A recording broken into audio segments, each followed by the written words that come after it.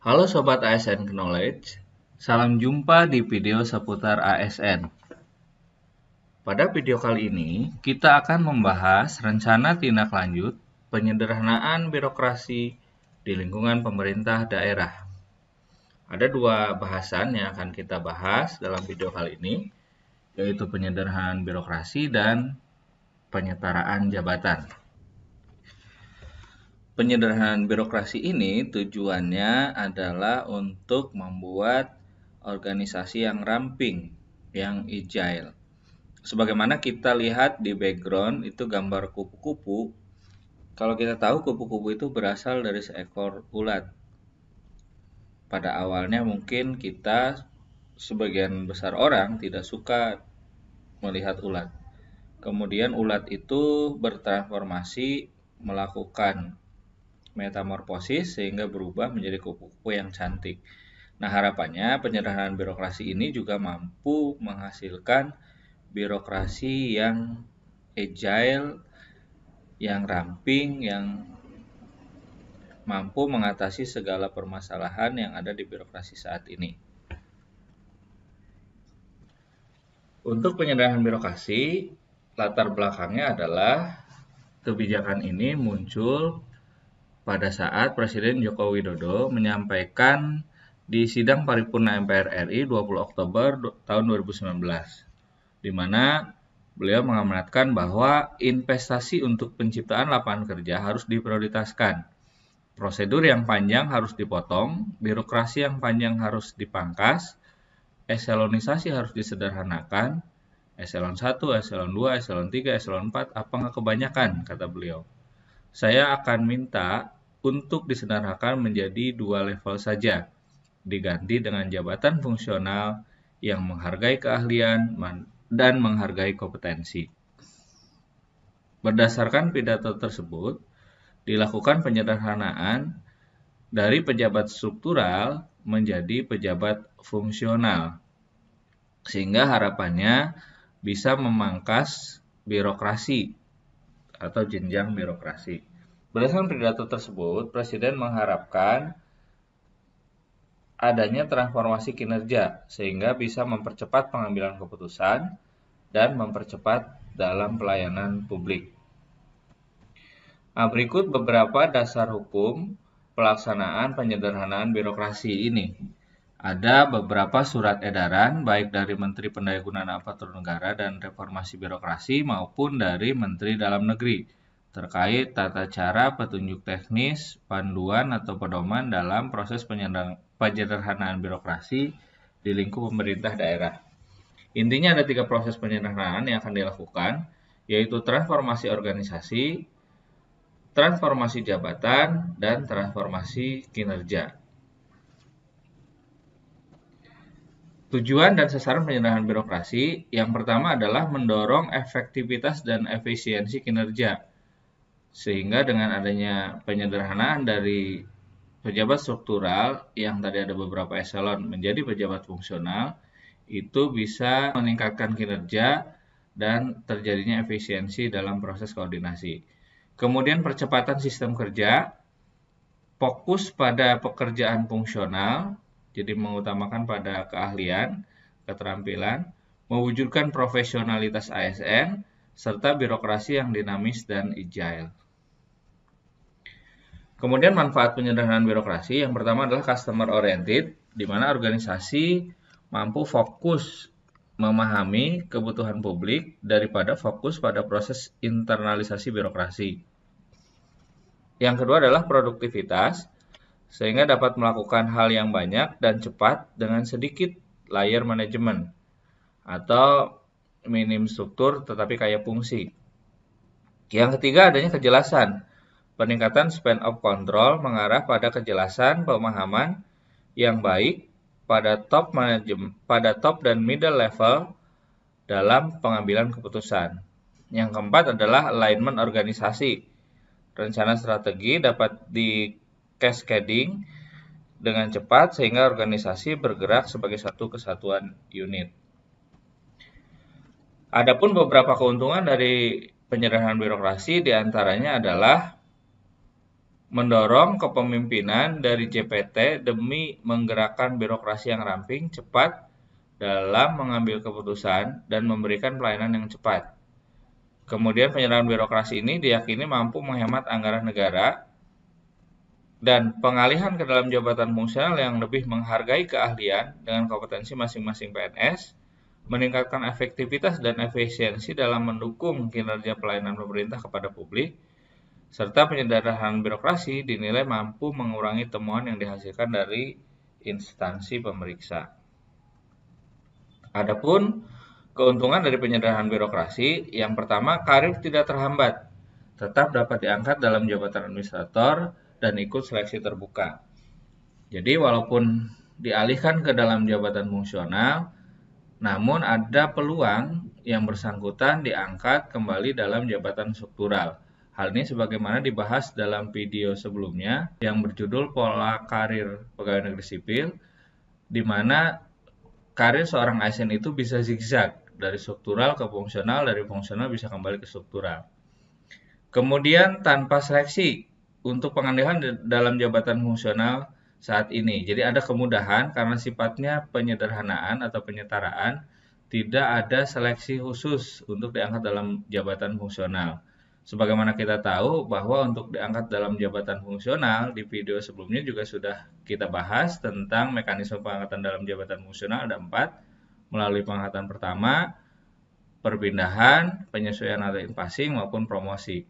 Nah, mekanisme 4 pengangkatan ini tentu ada syarat ketentuan. Misalnya untuk in-passing itu harus mengikuti dan lulus uji kompetensi. Ada syarat pendidikan, pengalaman kerja dan sebagainya. Nah, untuk proses penyerahan birokrasi ini diberikan kemudahan. Yang ketiga, pensiun, ya. Tentu dengan adanya pengalihan jabatan fungsional ini menambah peluang batas usia pensiun dapat mencapai 60 tahun. Misalnya seorang kepala bidang atau sekretaris yang jabatannya adalah jabatan strukturalnya itu eselon 3. Ketika dilakukan penyetaraan jabatan dalam proses penyerahan birokrasi ini, yang bersangkutan akan menduduki jabatan fungsional madya. Maka dengan sendirinya, batas usia pensiunnya bertambah dari 58 tahun pada saat menduduki eselon 3, ketika diangkat dalam jabatan fungsional menjadi 60 tahun. Naik pangkat bisa 2 tahun sesuai pencapaian poin angka kredit. Jadi kalau dalam jabatan struktural, naik pangkat itu mungkin per 4 tahun. Ketika sudah menjadi jabat fungsional, selama memenuhi angka kredit, pengusulan kenaikan pangkat bisa lebih cepat. Kinerja lebih profesional sesuai dengan jenis keahlian, jadi diarahkan ketika duduk dalam jabatan fungsional itu lebih profesional karena fokus pada satu bidang keahlian tertentu. Yang berikutnya adalah potensi kenaikan tunjangan atas kelas jabatan. Nah, ini beberapa keuntungan dari penyederhanaan birokrasi. Ada juga mungkin keuntungan-keuntungan lain yang akan diperoleh pegawai setelah penyetaraan jabatan dari struktural ke dalam fungsional. Ini beberapa target penyederhanaan birokrasi. Sebagaimana tadi dijelaskan di dasar hukum di awal slide.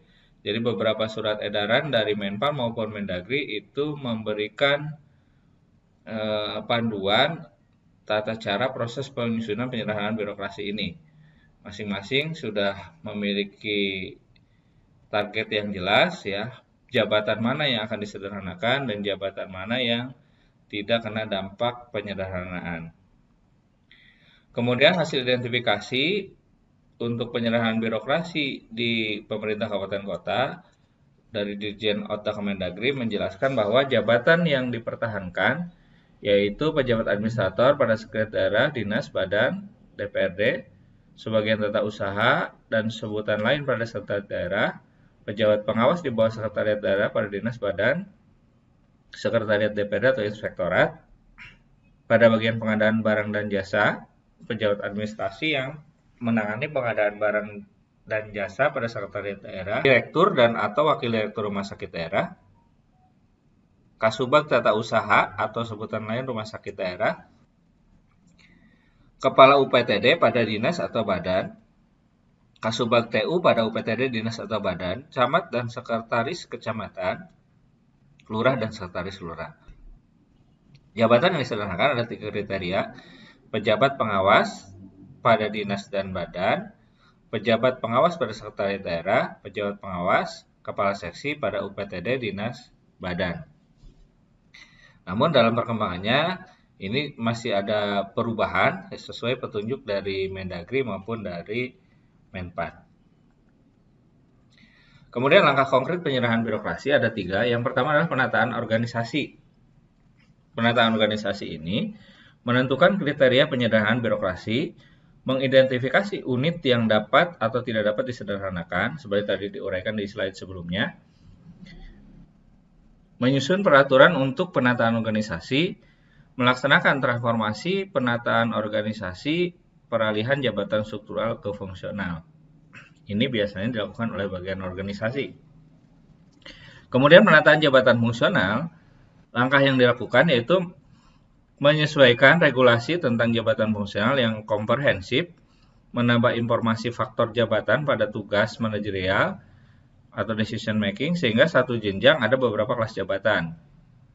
Menjelaskan kelas jabatan, jabatan fungsional dengan jabatan struktural, jabatan fungsional satu dengan jabatan fungsional lain, menata ulang formasi, jadi harus disusun ulang kebutuhan formasi ya, karena ada kemungkinan nanti penambahan jumlah fungsional. Menyelaraskan tunjangan jabatan fungsional dengan tunjangan jabatan struktural jika masih dimungkinkan. Karena amanat Presiden, proses penyetaraan birokrasi ini tidak mengurangi penghasilan. Transformasi jabatan, langkah yang ketiga yaitu menyusun peraturan bupati tentang penyederhanaan birokrasi, SOTK, TPP, dan sebagainya, menentukan jabatan dan pejabat struktural yang terkena dampak, memetakan jabatan fungsional yang dapat dan dibutuhkan untuk menampung peralihan jabatan, menjelaskan kebutuhan anggaran perencanaan dan lain-lain, menerapkan masa transisi peralihan. Harapannya terwujud birokrasi ramping dan efektif menjamin program untuk pelayanan kepada masyarakat.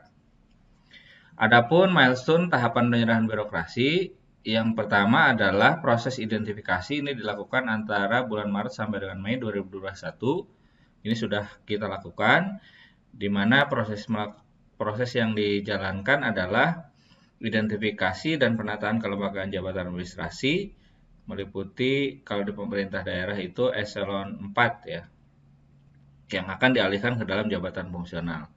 Kemudian April 2021 penyampaian usulan, ini dilakukan paling lambat akhir April, sudah dilakukan juga penyampaian hasil identifikasi dan penataan kelembagaan jabatan administrasi ke Menteri Dalam Negeri melalui Dirjen Otonomi Daerah. Tahap ketiga itu persetujuan. Pada bulan Juni 2021, pemberian persetujuan hasil identifikasi jabatan administrasi yang akan dialihkan ke dalam jabatan fungsional oleh Kementerian Dalam Negeri. Kemudian pelantikan dan laporan itu ditargetkan paling lambat minggu keempat bulan Juni 2021. Pelantikan jabatan fungsional dan pelaporan hasil penyerahan birokrasi kepada Kementerian Dalam Negeri. Kemudian Menteri Pendayagunaan Aparatur Negara telah mendelegasikan kewenangan untuk pelaksanaan penyerahan birokrasi ini kepada Menteri Dalam Negeri untuk proses penyerahan di tingkat provinsi dan gubernur untuk proses penyerahan di tingkat kabupaten kota. Nah, itu proses penyerahan birokrasi. Sekarang kita lanjut ke bahasan tentang penyetaraan jabatan. Syarat untuk penyetaraan jabatan untuk mengenai proses penyerahan birokrasi ini ada 5. Yang pertama adalah PNS yang masih menjalankan tugas dalam jabatan administrator, jabatan pengawas, berdasarkan keputusan pejabat yang berwenang. Jadi yang ikut penyetaraan jabatan ini sebagai dampak dari penyerahan birokrasi yaitu adalah pejabat struktural yang masih menjalankan tugas ya, baik di jabatan administrator eselon 3 ataupun jabatan pengawas eselon 4. Dibuktikan dengan surat keputusan. Kemudian yang kedua, berijazah paling rendah S1 atau D4 atau S2 atau yang sederajat. Jadi yang akan ikut dalam penyetaraan diangkat menjadi jabatan fungsional itu berijazah minimal S1. Bagi yang belum S1 ada ketentuan lain yang diatur dalam Permenpan. Ketiga, jabatan administrasi memiliki kesesuaian dengan jabatan fungsional yang akan diduduki. Jadi jabatan fungsional yang akan diduduki itu tidak milih ya. Pegawai itu tidak memilih jabatan apa yang akan diduduki, tetapi jabatan fungsionalnya diarahkan kepada kesesuaian dengan jabatan administrasi yang diduduki saat itu. 4. Memiliki pengalaman atau pernah melaksanakan tugas yang berkaitan dengan tugas jabatan fungsional. 5. Masa menduduki jabatan paling kurang 1 tahun sebelum batas usia pensiun jabatan administrasi sejak peraturan ini diundangkan. Tahapan dan pelaksanaan penyetaraan jabatan. Yang pertama adalah ada 5 tahapan, yaitu identifikasi jabatan administrasi pada unit kerja, pemetaan jabatan dan pejabat administrasi yang terdampak penyederhanaan birokrasi, pemetaan jabatan fungsional yang dapat diduduki pejabat yang terdampak penyederhanaan birokrasi, penyelarasan tunjangan jabatan fungsional dengan tunjangan jabatan administrasi dengan menghitung penghasilan dalam jabatan administrasi ke dalam jabatan fungsional. Yang terakhir, penyelarasan kelas jabatan fungsional dengan kelas jabatan administrasi. Pelaksanaannya untuk administrator itu disetarakan menjadi jabatan fungsional ahli madya dan untuk pengawas disetarakan dalam jabatan fungsional ahli muda.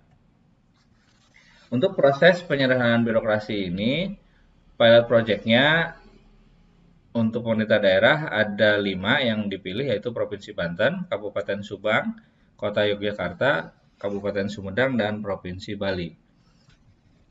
Yang terakhir, rencana tindak lanjut dalam proses penyederhanaan birokrasi ini, yang pertama adalah penyusunan nama jabatan yang akan disederhanakan. Ini dilakukan oleh bagian organisasi dan sudah dipetakan, sudah dilakukan, ada beberapa jabatan. Kalau dilihat komposisi, ada beberapa jabatan yang jumlahnya cukup banyak yang akan masuk ke dalam jabatan tersebut, seperti analis sumber daya manusia, kemudian perencana, kemudian administrator database kependudukan, polisi pamong praja, kemudian analis kebijakan, analis keuangan pusat daerah, penyuluh sosial, administrator kesehatan, dan sebagainya. Yang kedua, mengisi data nama pejabat struktural ke dalam jabatan fungsional. Jadi setelah bagian organisasi memetakan jabatan-jabatan fungsional yang akan diisi, Badan Kepegawaian dan Pengembangan Sumber Daya Manusia mengisi data pegawai yang menduduki jabatan struktural saat ini. Kemudian penyampaian usulan ke Kemendagri melalui Gubernur, ini sudah dilakukan pada bulan April. Penerimaan persetujuan dari Kemendagri masih menunggu. Pelantikan jabatan fungsional dan laporan direncanakan akhir Juni. Yang terakhir adalah pembuatan peraturan bupati dampak penyederhanaan birokrasi. Jadi setelah dilantik atau setelah ditetapkan persetujuan dari Kemendagri, ditindaklanjuti dengan penataan organisasi, SOTK, tupoksi, tahukja, penunjukan koordinator dan subkoordinator, perubahan besaran tunjangan penghasilan atau TPP dan sebagainya. Nah, ini beberapa rencana tindak lanjut penyederhanaan birokrasi di pemerintah daerah. Terima kasih sudah menonton video ini. Apabila bermanfaat, silahkan dibagikan. Jangan lupa like, subscribe. Kalau ada pertanyaan atau masukan, boleh tulis di kolom komen. Terima kasih.